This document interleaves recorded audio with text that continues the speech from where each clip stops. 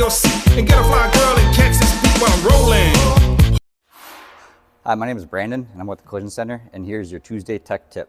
If you have a tailgate on these older trucks and you find it more and more difficult to open over time, I'm going to show you a couple things to look at to help you adjust this. So you'll take off this back cover here, and it's just a couple screws, usually a T40.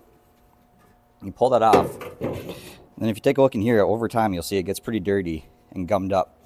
So all you need to do is clean that out.